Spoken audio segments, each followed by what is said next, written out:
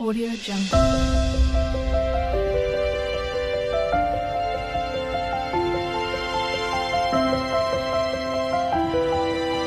Audio Jungle. Assalamualaikum warahmatullahi wabarakatuh. Bismillah, alhamdulillah, assalatu wassalamu ala rasulillah wa ala alihi wa ashabihi wa mawalah.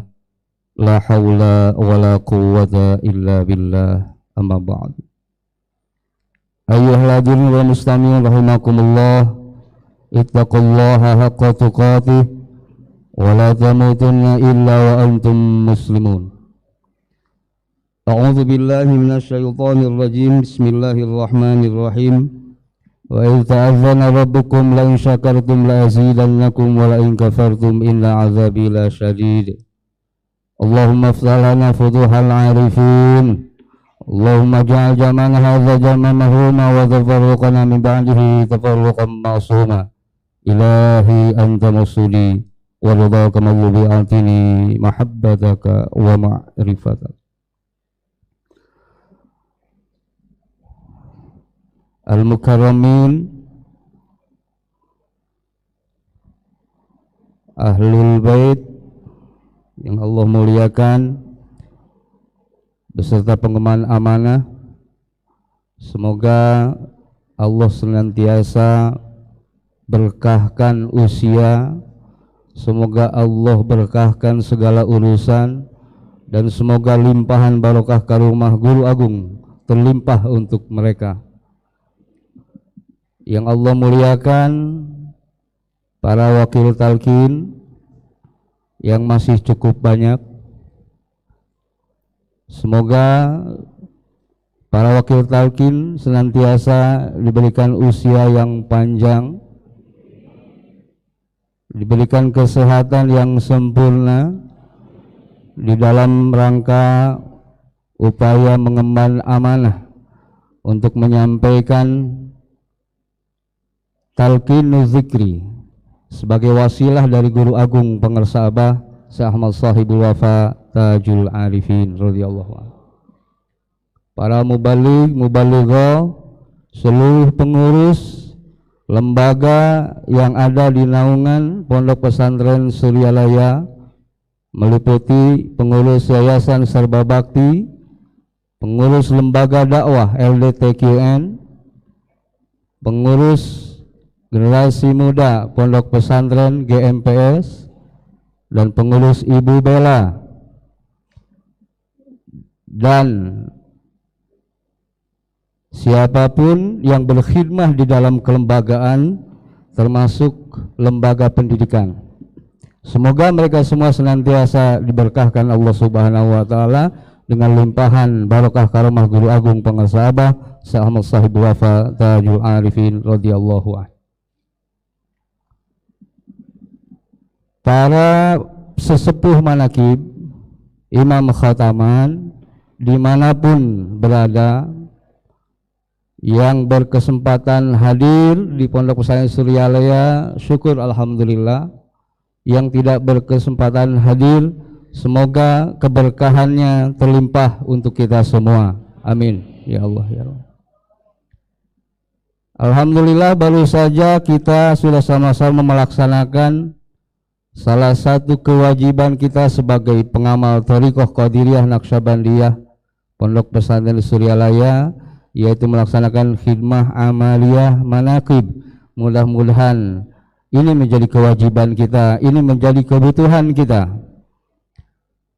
Ketika kita sudah sampai pada butuh akan sesuatu, maka kita akan terus cari, maka kita akan terus kejar, maka kita akan terus dapatkan itu, sehingga keberkahan berkah karomah manaqib ini akan selalu kita inginkan, kita harapkan, dan kita rindukan.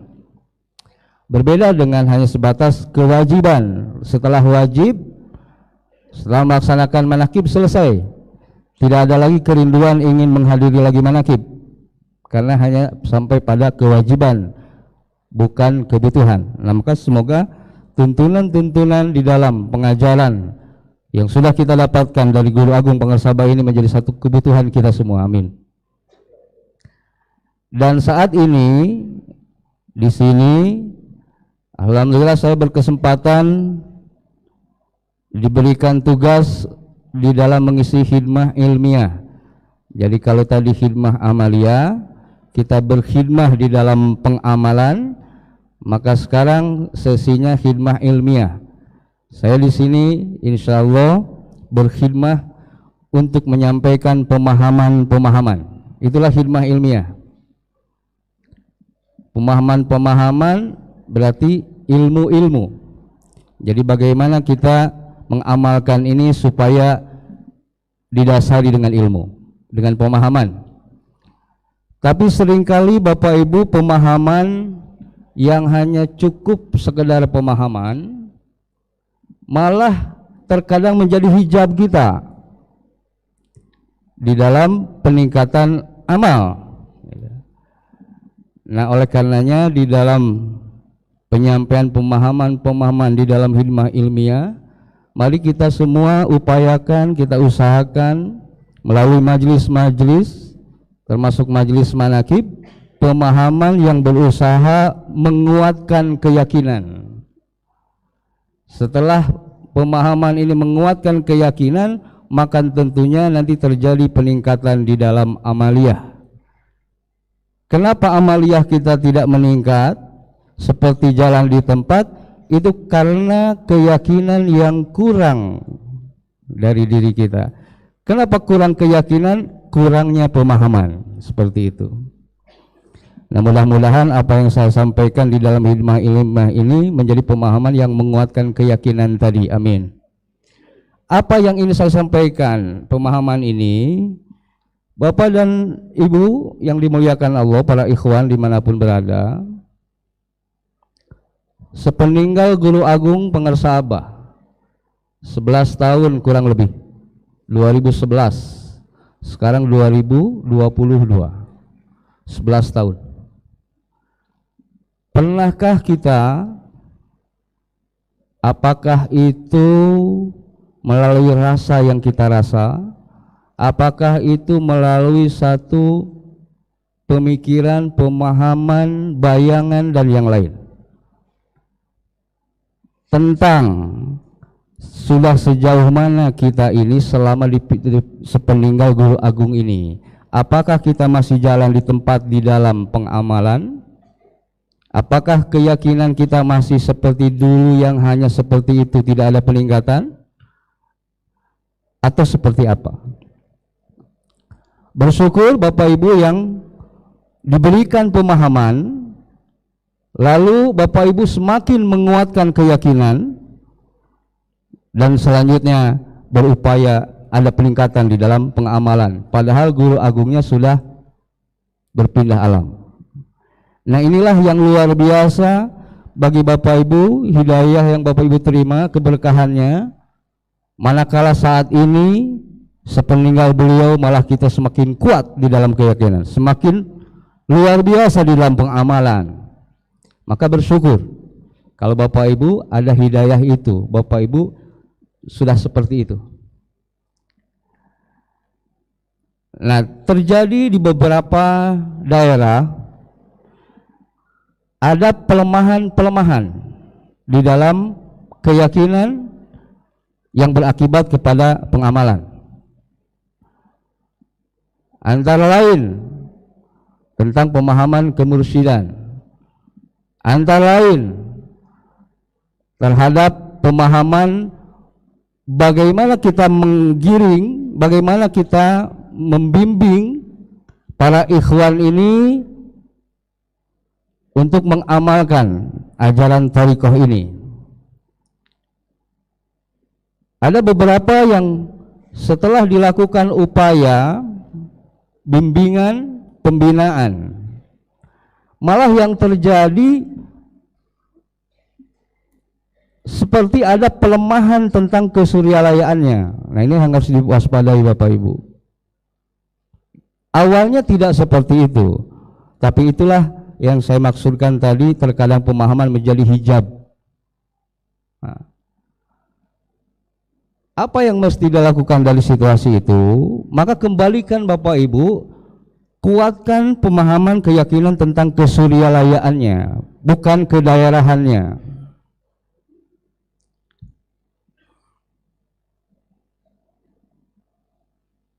Jadi Suryalaya tetap Suryalaya, pusat tetap Suryalaya, jangan ada pusat-pusat lain. Maka itu sampaikan pemahaman itu agar nanti tidak terjadi pengkultusan terhadap siapapun, pribadi-pribadi yang terjadi di daerah. Karena awalnya ada pemusatan-pemusatan, padahal pusat hanya satu. Nah, salah satu juga yang harus diupayakan, khususnya bagi para pengurus, kemudian para sesepuh pemangku manaqib, para ustadz mubalik, termasuk wakil talqin, ketika ada siapapun yang menyampaikan maksud hajatnya untuk talqin, untuk minta talqin, nah ini salah satu upaya pemahaman yang akan saya coba inikan kepada penguatan keyakinan. Maka sikapi, hadapi ini orang ini, gimana caranya? Nah di sini nanti terjadi sepertinya kita mempermudah, tapi terkadang nanti justru malah dampaknya malah jadi berbeda. Seperti begini Bapak Ibu, ada yang talqin, mau talqin. Saya setelah dapat penjelasan-penjelasan tentang pemahaman thariqah ini, saya ada ketertarikan ingin juga belajar di dalam thariqah. Lalu saya kemana ini? Saya harus talqin katanya, saya harus ijazah. Nah, ada jawaban seperti ini. Kalau pengen talqin, nanti tanggal sekian di tempat ini, alamatnya ini. Bapak dan Ibu rahimakumullah, seperti kita dengan jawaban itu kita mempermudah, tetapi waspada, ini hubungannya dengan hidayah yang Allah berikan saat itu pada orang itu. Kalau kita kasih jawaban nanti, berarti urusannya kita menantikan, menunda hidayah Allah untuk orang itu. Maka apa yang harus dilakukan? Sampaikan pemahaman, pengetahuan, informasi. Kalau kamu ingin talqin, maka silahkan datang ke pusat. Di mana itu? Di Pondok Pesantren Suryalaya Tasikmalaya. Lalu kembali kepada orang ini, nanti akan seperti apa lagi mensikapinya? Kata orang ini, waduh kalau ke Suryalaya saya nggak bisa, kejauhan. Nah maka kasih yang kedua, karena ini tidak boleh ditunda hidayah. Arahkan agar datang mendatangi para wakil talqin yang terdekat. Gitu. Di mana dia tinggalnya? Ada nggak wakil talqin di situ? Segera arahkan untuk menuju ke tempat wakil talqin. Masih juga, waduh, nah masih juga tuh ada begitu. Baru yang ketiga yang tadi, kalau gitu nanti bisa nggak kamu datang tanggal sekian di tempat ini karena nanti ada wakil talqin yang datang. Nah, jadi biar nanti dia sendiri yang memilih hidayah itu. Nah, kalau kita yang langsung nanti kan, ya tinggal kita urusan saja dengan Allah nanti hidayah itu.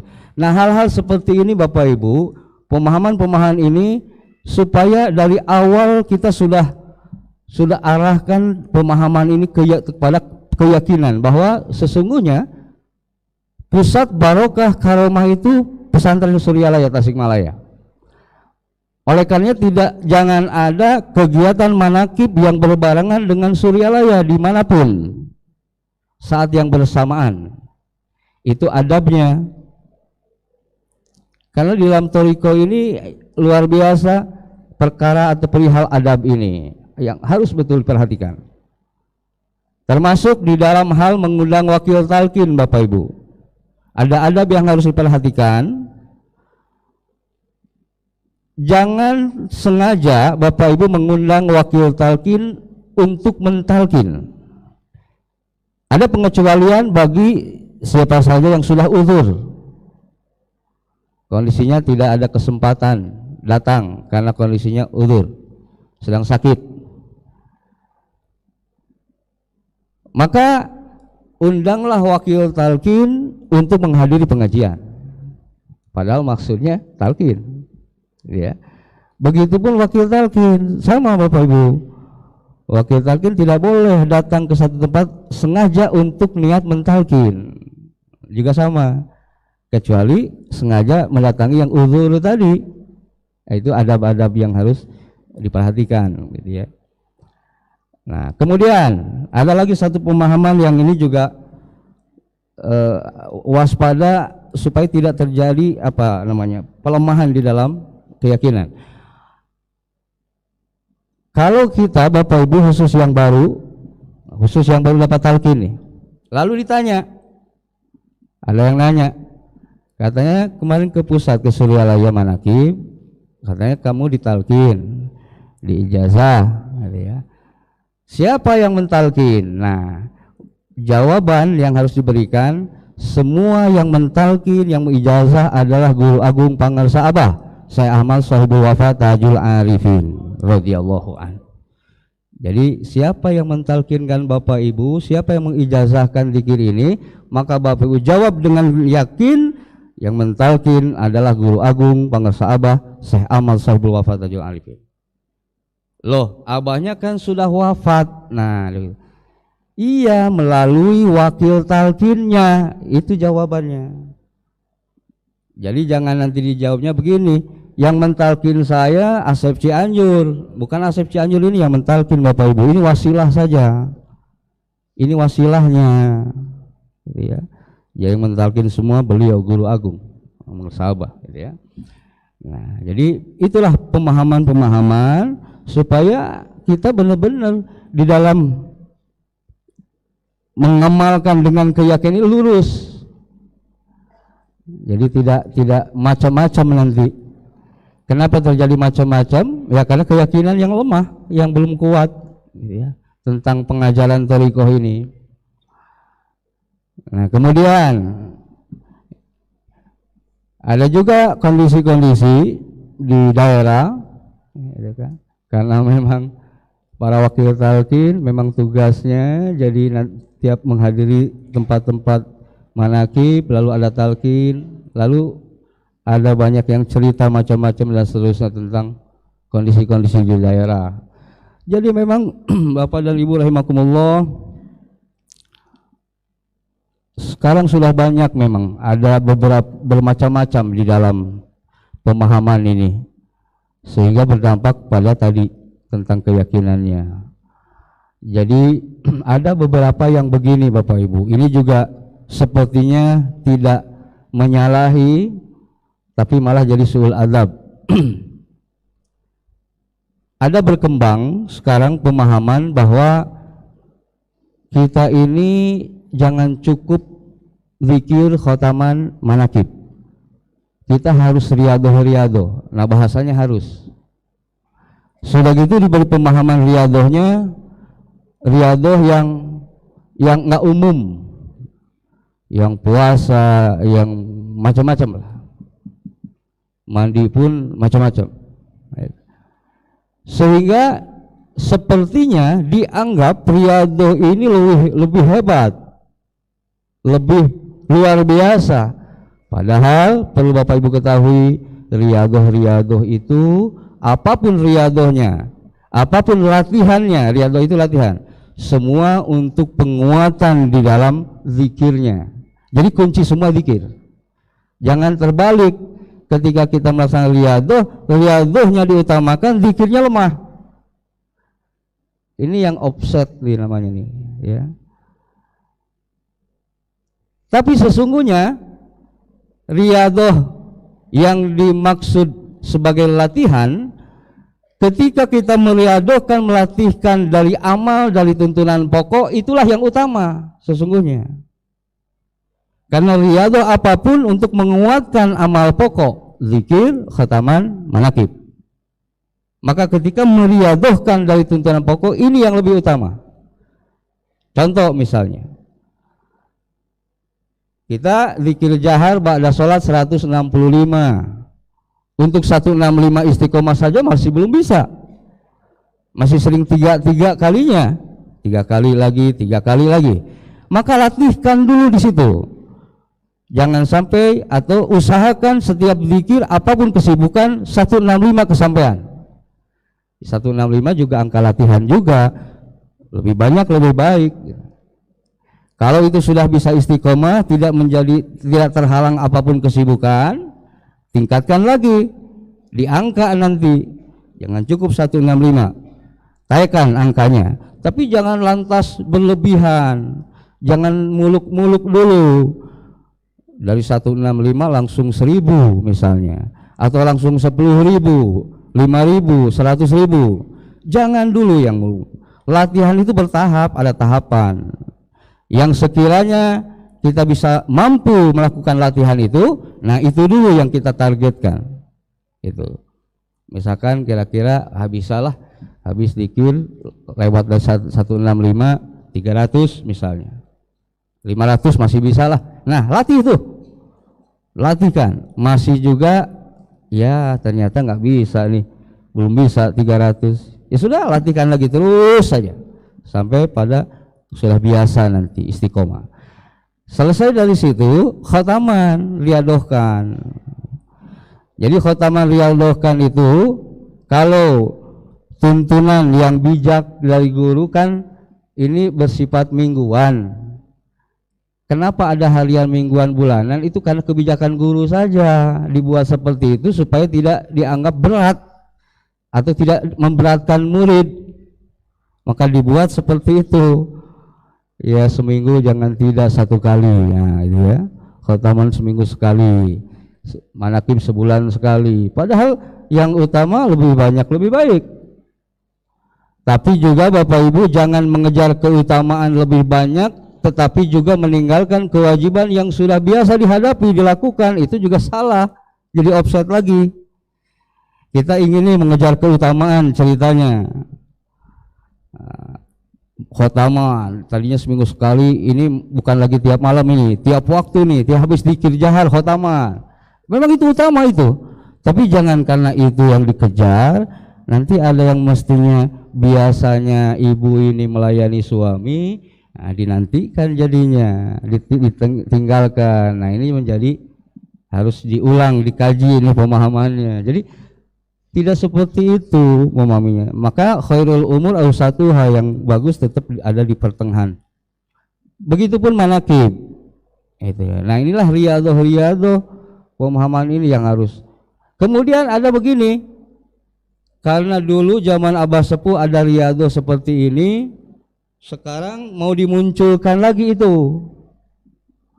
Ada tuh yang seperti itu. Lalu kita dibumbui pemahamannya bahwa ini sesungguhnya riyadhah yang sebenarnya itu seperti ini. Padahal seperti ini yang sebenarnya itu zamannya Abah Sepuh, periode Abah Sepuh, muridnya Abah Sepuh. Masanya sudah lewat. Ini kita mau dipaksakan pada masa sekarang. Nah ini juga hati-hati. Hati-hati masuknya suul adab lagi.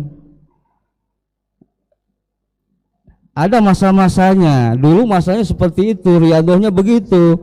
Kita bagaimana ya? Kita sekarang masa sekarang. Gitu ya. Jadi ada yang begitu. Jadi ini yang sebenarnya mutiara ini begini. Begininya itu mutiara dulu. Dulu itu bisa berlaku, sekarang bisa juga tidak. Nah, ini yang harus waspada dalam mensikapinya, ya, jangan kepaksakan seperti itu. Nah, jadi beberapa hal memang perlu di dalam majelis manakib dan ilmiah kepada para mubaligh siapapun, sampaikan pemahaman-pemahaman di dalam menguatkan. Kalau secara keilmuan, ilmu ini Bapak Ibu, saya yakin para kiai, para ajengan sudah banyak sekali pemahaman ilmunya, ya. Tinggal pemahaman itu semua disampaikan untuk penguatan, bukan untuk jadi hijab nantinya. Jadi hijab itu kan ketika mentang-mentang sudah didapat ilmu, merasa diri punya ilmu, ada ujub nanti merasa diri. Mentang-mentang kita sudah banyak jemaahnya, lalu nanti muncul hijab di situ, ya sudah, karena kita sudah banyak jamaah nih, udah kita mandiri saja. Nah, itu hijab lagi. Hati-hati gitu ya. Tapi ketika pemahamannya bahwa semua kita giring, semua kita ini kan untuk suryalaya, nah, kesuryalayannya diperkuat, maka insya Allah keberkahannya akan ngalir terus, tidak stuck, tidak berhenti di situ. Nah, itu saja Bapak dan Ibu yang saya sampaikan. Mohon maaf kalau saya lancang, kalau salah di dalam apa yang saya sampaikan, semata-mata lahir dari kebodohan saya pribadi, benarnya fadl Allah. Dan mohon doa dari semua, kita saling doakan, karena pada akhirnya Allah jualah yang menjadi hakim, guru jualah pengesabah yang menjadikan apakah kita diterima atau tidak sebagai muridnya. Kita semua selalu berharap dan mengharapkan bahwa kita ingin selalu diakui sebagai muridnya. Ketika kita diakui sebagai murid, maka bisa dipastikan kita akan mendapatkan keberkahan, bisa dipastikan kita mendapatkan karamah Sultan Aulia Syekh Abdul Qadir Jailani Qaddasallahu, maka bisa dipastikan kita bakal syafaatul uzma Rasulullah Muhammad SAW. Pada akhirnya semua kita diterima wusul sampai kepada Allah oleh Rahman Rahim Allah sesungguhnya, bukan oleh apa yang kita amalkan. Kita hanya tugasnya berupaya dan mengupayakan, selebihnya pasrah, mohonkan ridhonya. Demikian, walaupun minkum. Assalamualaikum warahmatullahi wabarakatuh.